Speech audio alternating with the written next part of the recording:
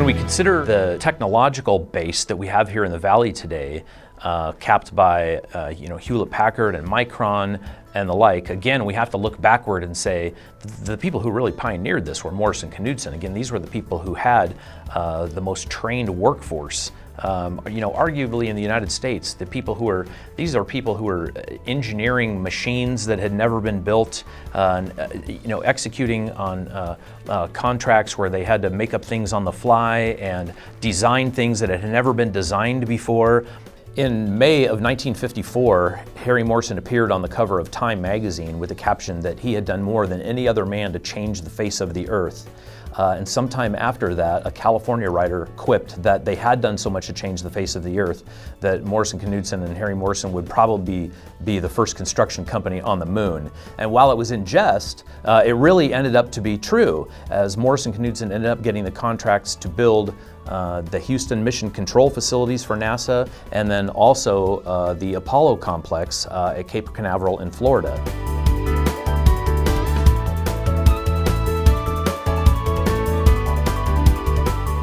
One of the earliest quotes that comes out about Harry Morrison regarding leadership is in the founding story of the company. And Morrison came out to the deserts of Idaho to work on irrigation projects and was instantly revered by men as a leader.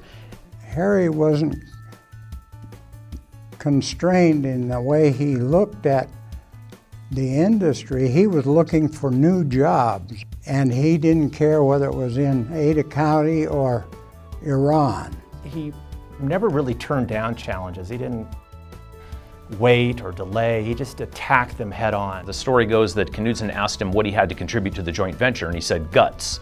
And so that kind of became the mantra of Morrison Knudsen throughout history, was really everything that they did took guts. In the world of finance, he pioneered job costing of equipment. And in business management as well, he also pioneered the concept of the joint venture. The first joint venture that was created was building the Guernsey Dam.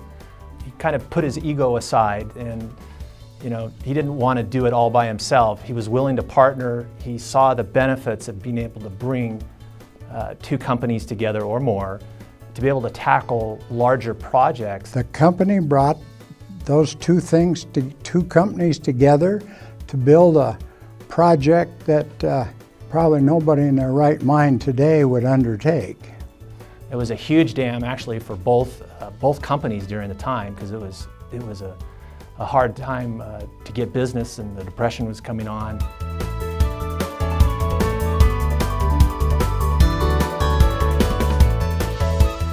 By the 1930s, Morrison Knudsen and Harry Morrison had honed their skills in southern Idaho and eastern Oregon irrigation projects and were able to go bid on the Hoover Dam.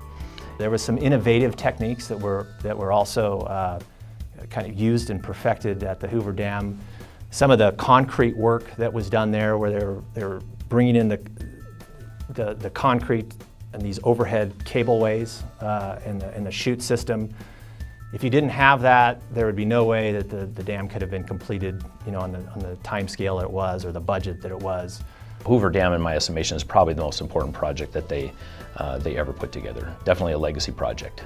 Just to try to engineer and build all that was an amazing feat of engineering and process that hadn't been seen up to that time. When you start talking about the things that are able to happen because of that, again, the urbanization that's able to occur in Southern California and Las Vegas because of the Hoover Dam, and then of course right after the Hoover Dam, they were able to go up and put together the Grand Coulee Dam, which today is still the largest hydropower project in the United States.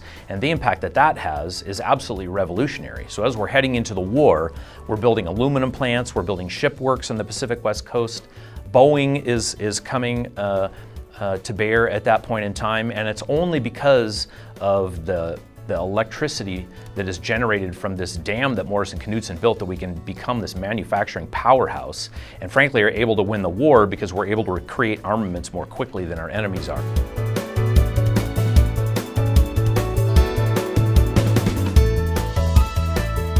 Harry was a supporter of Boise Junior College back in its day. He was on the board of trustees, and he advocated for the school, trying to raise funds for it, trying to attract more students. Mr. Morrison was always interested in bringing young people along. Harry Morrison innovated in a lot of aspects of his life, and on the education front, because many of the things they were doing in construction were so new, they partnered with industry partners, manufacturers, companies like Ingersoll Rand and Caterpillar to create many new kinds of tools. They were really pioneers because they were creating so many new things.